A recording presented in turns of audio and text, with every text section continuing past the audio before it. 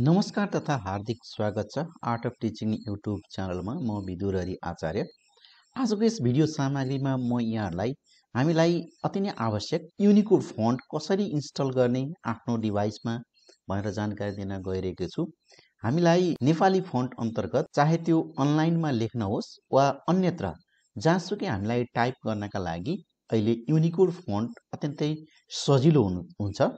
हुन त हामी नेपालीका अन्य फन्टहरू प्रीति, कान्तिपुर आदिमा बानी परिरहेका हुन सक्छौँ। यी फन्टहरू प्रयोग गरिरहँदा हामीले यदि अनलाइनमा लेख्नु पर्यो भने हामी त्यो फन्टलाई प्रयोग गर्न सक्दैनौँ। हामीलाई युनिकोड फन्ट आवश्यक पर्छ। त्यस कारणले गर्दा हाम्रो डिभाइसमा युनिकोड कसरी इन्स्टल गर्ने भन्ने बारेमा म यहाँलाई जानकारी दिन गइरहेको छु। यो भिडियोलाई अन्तिमसम्म हेरेर जानकारी लिनु अनुरोध गर्छु र यस्तै भिडियो सामग्रीहरू प्रविधि प्रयोग सम्बन्धी महत्त्वपूर्ण सामग्रीहरू मैले यहाँलाई पस्किरहेको हुन्छु। त्यसकारणले यस आर्ट अफ टिचिङ युट्युब च्यानललाई सब्स्क्राइब गर्नु अनुरोध गर्दै अब म यहाँलाई ल्यापटपको स्क्रिन सेयर गरेर यसलाई डाउनलोड गर्ने अथवा ट्रेडिसनल युनिकोड फन्ट डाउनलोड गर्ने, त्यसलाई इन्स्टल गर्ने र टाइप कसरी गर्ने भन्ने बारेमा म यहाँलाई जानकारी दिन गइरहेको छु। अब म यहाँलाई ल्यापटपको अब हामीले आफूलाई आवश्यक भएको युनिकोड फन्ट इन्स्टल गर्नका लागि सबैभन्दा पहिला यसलाई डाउनलोड गरौँ। डाउनलोड गर्नका लागि यहाँले यो एड्रेस बारमा युनिकोड ट्रेडिसनल भनेर टाइप गर्नु होला र इन्टर गर्नुहोस्। इन्टर गरिसकेपछि पहिला हामीलाई यहाँ डाउनलोड नेपाली युनिकोड ट्रेडिसनल भन्ने यहाँ अप्सन देखिनेछ। यहाँ क्लिक गर्नुहोस्। यसलाई यहाँहरूको सहजताको लागि यसलाई डाउनलोड गर्नका लागि यसै भिडियोको डिस्क्रिप्सनमा मैले लिङ्क राख्नेछु। त्यहाँ क्लिक गरेर पनि ट्रेडिसनल युनिकोड फन्ट यहाँले डाउनलोड गर्न सक्नुहुनेछ। यहाँ क्लिक गर्नुहोस्। यहाँ क्लिक गरिसकेपछि यसको तल हामीलाई यहाँ अप्सन देखिएको छ, यहाँ डाउनलोड नाउ, यहाँ क्लिक गर्नुहोस्। यसपछि यो फन्ट हाम्रो टास्क बारमा डाउनलोड भइसकेको छ।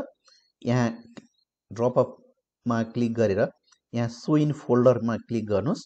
क्लिक गरेपछि यहाँ हाम्रो फन्ट डाउनलोड भइसकेको छ। यसमा डबल क्लिक गर्नुहोस्। डबल क्लिक गरिसकेपछि हामीलाई एउटा फोल्डर यहाँ देखिनेछ। यो फोल्डरमा नेपाली ट्रेडिसनल भनेर लेखेको यो फोल्डरमा क्लिक गर्नुहोस्।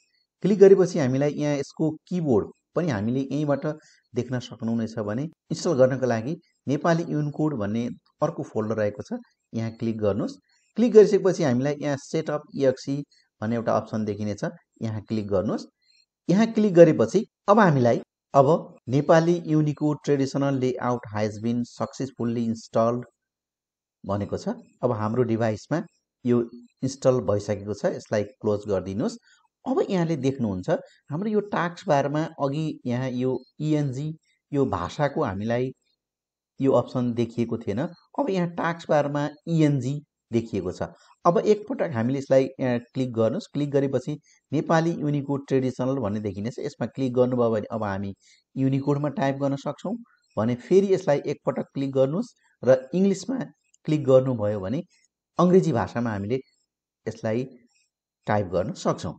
जस्तै अब मैले यहाँलाई एकपटक यहाँ टाइप गरेर देखाउने छु। यहाँ वर्डको फाइलमा अहिले यहाँ भाषामा ENG लेखिएको छ। त्यसकारणले अहिले हामीलाई यहाँ अङ्ग्रेजी टाइप गर्न सक्छौँ, अङ्ग्रेजी मात्रै टाइप गर्न सक्छौँ। अब फेरि यहाँ क्लिक गरेर नेपालीमा क्लिक गर्नुहोस्। नेपालीमा क्लिक गरेपछि अब हामी युनिकोडमा टाइप गर्न सक्छौँ। जस्तै कि मेरो घर। अब मैले यहाँ यसलाई युनिकोड फन्टमा मङ्गल यहाँ देखिएको छ। यसलाई यहाँले सानो ठुलो यहाँबाट साइज इन्क्रिज गर्न रिड्युस गर्न सक्नुहुन्छ।